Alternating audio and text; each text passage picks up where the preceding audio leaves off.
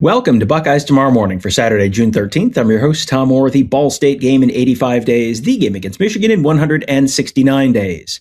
We're sponsored today by Jeff Ruby's of Columbus, proudly offering nationally acclaimed U.S.D.A. prime steaks, seafood and sushi, impeccable service, live entertainment, and an attention to detail that is simply unmatched.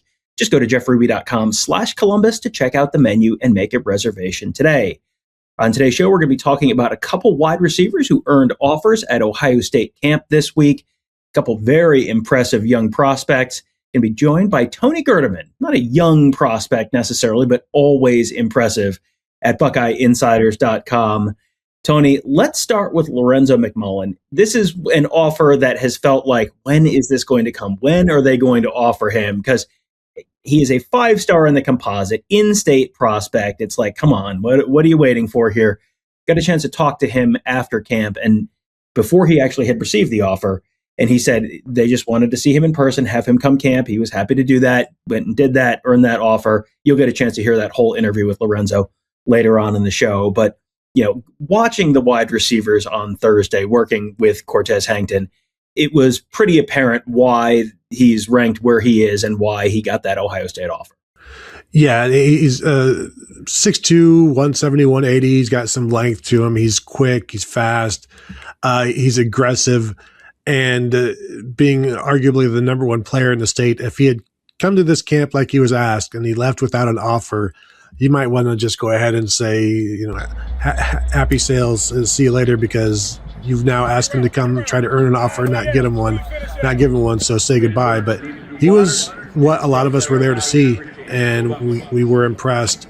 And that was whether it's just routes on air and working on his cuts and working on some crispness in his routes, to then going into the one-on-ones against some of the top defensive backs at the camp and showing out there as well. He certainly got the speed to pull away, and you saw some of the ball skills as well. It is sometimes difficult with these one-on-ones because there's a lot of grabbing allowed and no referees in sight, so it gets a little bit physical. But if they hadn't offered, it would have been a surprise. Yeah, it was kind of, what are you waiting on here? It was he just sort of checks all the boxes where he's got the size to play outside. I think he probably has the short area quickness to play inside if they wanted to. You could kind of put him just about anywhere you want to as a wide receiver, and still has a couple years of high school, a couple seasons of high school still to go. And yeah, that would be a very, very nice addition for Cortez Hankton if they could bring him in. You got Jameer Brown, a 5-star in-state prospect, already part of the 2027 class. If you could add Lorenzo McMullen, 5-star 2028 wide receiver, to the top of your 2028 wide receiver class, that would really, really be a nice addition for Cortez Hankton. And again, you'll be able to hear a full interview with Lorenzo McMullen after this episode. We'll just put that on the end of this file. You can watch that or listen to that afterwards. Very, very impressive kid, both I think on and off the field. So that was one player who earned an offer on Thursday. The other one, Maddox Porter. Now he is a 2029 wide receiver, so there's still you don't have rankings out there for most of those guys. But when they do have rankings out there for Maddox Porter, I'm going to guess he is going to also rank as a pretty highly on a lot of those national lists. Yeah. Now, if the Ohio State offer is also offered from Alabama, as an example, another 6'2", 180, 190 long receiver, went in looking for him, didn't have to look hard to find him, and he was working with the top group of receivers, and he was standing out, stood out in one-on-ones. He was giving people some trouble. Good size, good attitude, and all of the measurables that you would want. Has the long speed as well. Maybe a similar player to Lorenzo McMullen, maybe a little bit bigger and stronger at this point, and easy to see why, as we're watching like that. The only question was, would they offer already? And because as you said, he's a 2029, but he's not far. He's not. I think he's from Tennessee. He's not far away. Get in now and continue to work him. Yeah, and not one where you would expect a 2029 to probably take a little while and take some time in the process, because you're really just kind of getting started at that point. He just finished his freshman year of high school, so still 3 more years to go there. But yeah, get your foot in the door there early, because there's probably going to be quite a line to try and get him on campus in future years. And this is a spot where I think there's been a lot of questions around the recruiting, because it's a little bit different right now with Cortez Hankton than it was under Brian Hartline. And Brian Hartline, I think, had sort of earned the benefit of the doubt over the years with Ohio State fans. And right now it's Cortez Hankton. And this is the first time you're going through a cycle with Cortez Hankton. And I think there were a lot of concerns that, why is he not offering more people? Why is he not getting in there with more players? It feels like, okay, he's still now only been in Columbus. They brought him in what, January? So he's still only been in Columbus for 5 months. So you're still very much in the first cycle for him.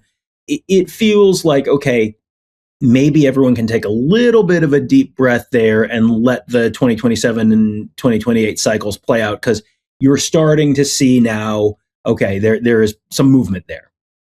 Yeah, and I also think with Cortez Hankton, the transfer portal opens up as well in terms of some incoming. And I think that's a good thing, because let's not pretend like everything was a home run from Brian Hartline, and sometimes those receiver rooms were thin.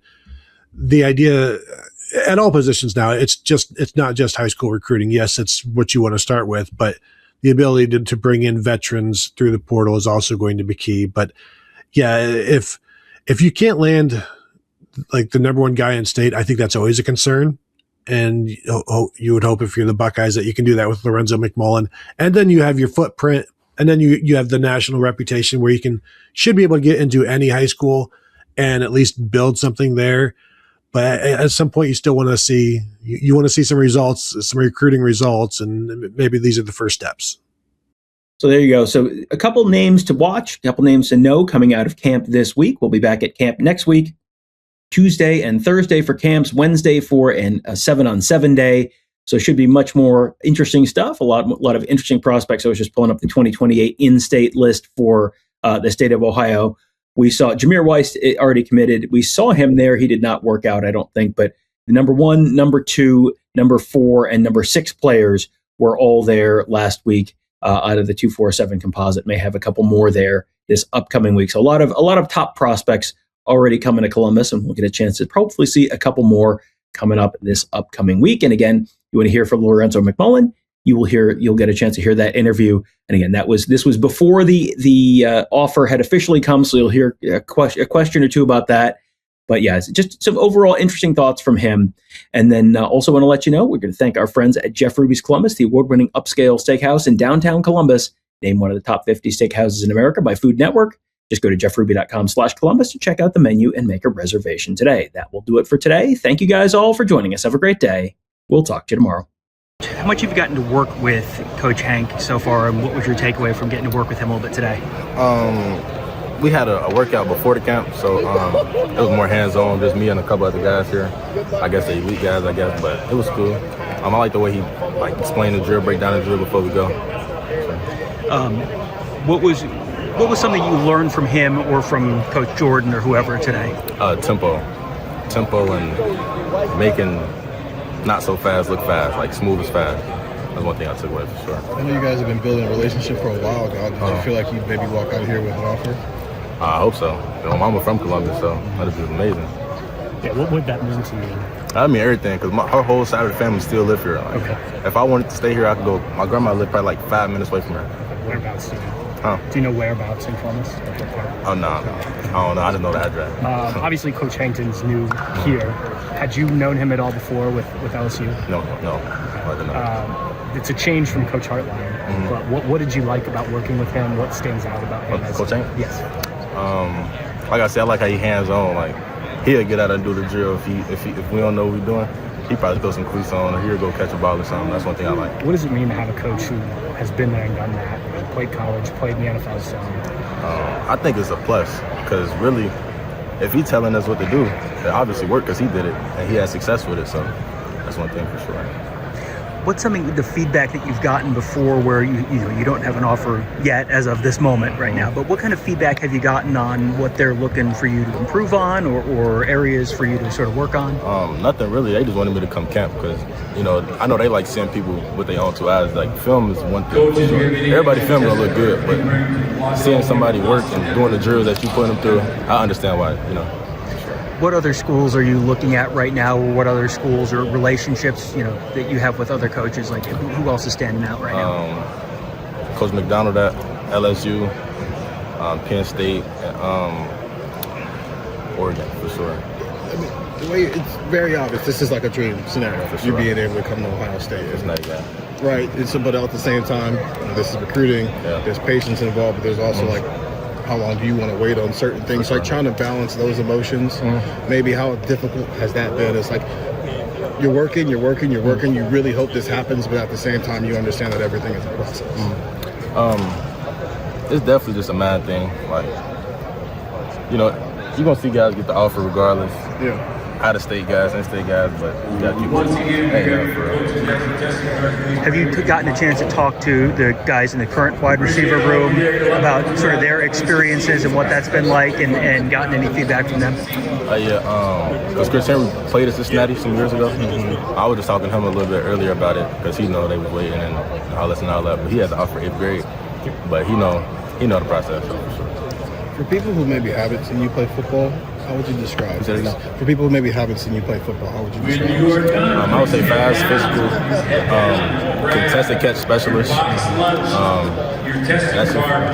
It sounds like you've been playing a video game with the contested specialists. When you guys are out there doing the one-on-ones, what's that like getting to go? There are players out there, like everybody's eyes are on you guys. That's fun. It reminds me of Friday nights. But it's like Friday nights, but you got the top guys on the team, and that's trying to earn the offer, so it's fun. And the coaches, everybody watches, especially when you're on that other line. Definitely fun. Are there any other places you're thinking you're going to be camping this month? Florida the 19th. That's it right now. Appreciate it. Appreciate it.